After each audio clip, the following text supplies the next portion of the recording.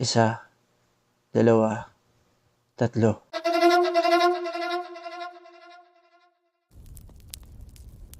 Matapos ang ilang linggong pagpapahandle ng mga tawag sa aming night shift, medyo sanay na ako sa mga ganitong oras. Isang tenured agent na ako, kaya't sanay na akong magtagal sa mga ganito. Ngunit may mga pagkakataon na ang takot ay hindi mo talaga maiiwasan, lalo na sa isang building na may mga kwentong kababalaghan.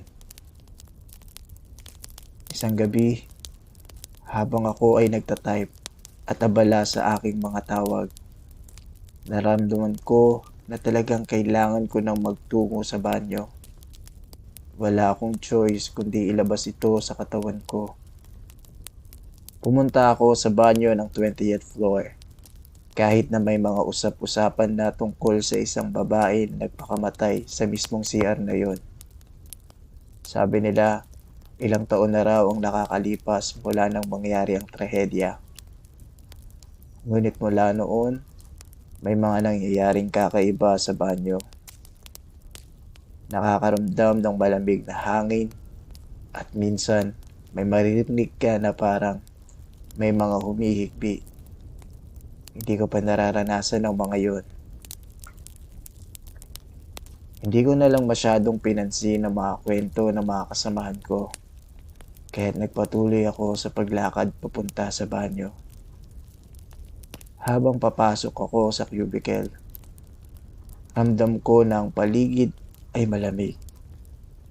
Mas malamig kaysa sa usual na air conditioning sa opisina. Naramdaman ko ang bigat ng pakiramdam ko sa loob. Ngunit tinulungan ko ang sarili ko na huwag matakot. Bawat hakbang ko ay may kasamang takot. Ngunit pinilit ko pa ring tapusin ang kailangan kong gawin. Habang umiihi ako, narinig ko ang isang mahinang tunog ng mga hakbang mula sa labas ng cubicle ko. Tak, tak, tak. Parang may dumadaan. Sinubukan kong mag-focus sa ginagawa ko. Ngunit ang tunog ng mga yapak ay hindi nawawala. Ibiniling ko na lang sa sarili ko baka may dumaan lang.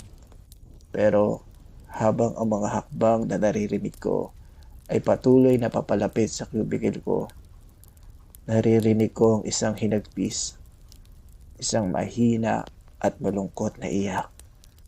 Napahinto ako sa pag-ihi ko. Ang tunog ng iyak ay parang mula sa isang malalim na sakit, isang bagay na hindi ko kayang ipaliwanag. Ang puso ko ay mabilis na tumitibok at parang may nararamdaman akong malamig na hangin na dahan-dahang umaabot sa aking balat. Sinubukan ko ng magmadali at tapusin ang lahat.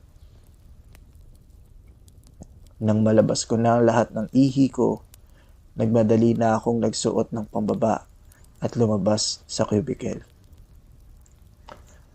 Mabilis akong nagugas ng kamay at bago ako lumabas, hindi ko na iniwasang sumilip sa paligid at nakita ko na walang ibang tao sa loob ng banyo.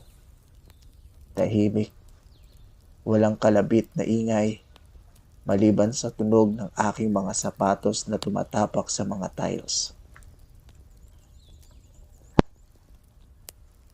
Nang lalabas na ako, ay laking gulat ko nang biglang namatay ang lahat ng ilaw. Wala. Ang dilim na kumalat sa buong banyo ay parang nag-absorb sa lahat ng liwanag. At ang ilaw mula sa labas ay hindi na tumagos. Nakatayo ako doon sa gitna ng dilim. Halos walang makitang anino maliban sa sarili ko.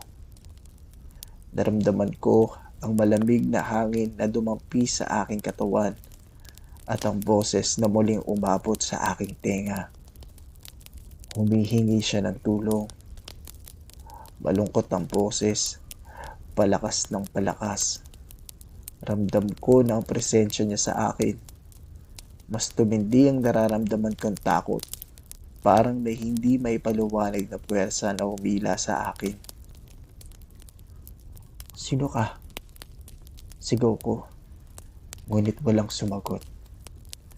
Bigla na lang may humila sa braso ko, yung matinding pagkakahila, na para bang isang malakas na puwersa ang nagtangkang hilain ako papalapit.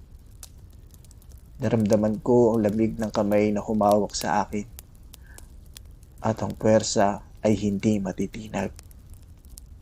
Dahil sa takot, nahulog ako sa sahig ng banyo at napatumba. Napatili ako sa lakas ng takot. Patuloy na gumagapang ang malamig na hangin at ang presensya ay tila malapit na sa akin. "Tulong!" Sigaw ko habang gumugulong ako papalayo. Ngunit ang dilim na bumabalot sa paligid ko ay tila isang pader na hindi ko kayang basagin. Umiyak ako ng umiyak at halos mawalan ng lakas. Ngunit bigla na lang bumukas lahat ng ilaw. Nanlaki ang mata ko nang makita ko na wala na akong ibang kasama sa banyo. Ako lang. Hindi ko alam kung paano ito nangyari. Bago ko pa natapos isipin ang lahat ng ito, tumayo na ako at tumakbo papalabas ng banyo. Nanginginig ang buong katawan ko. Ang mga mata ko ay puno ng luha. Hindi ko kayang itago ang takot na nararamdaman ko. At hindi ko na kayang isipin pa kung ano ang nangyari. Pero isa lang alam ko. Hindi ko na kayang bumalik sa banyo na yon. Hanggang ngayon, hindi ko matanggap kung ano ang nangyari sa akin. At kung anong uri ng presensya ang aking nakatagpo sa dilim ng banyo na yon.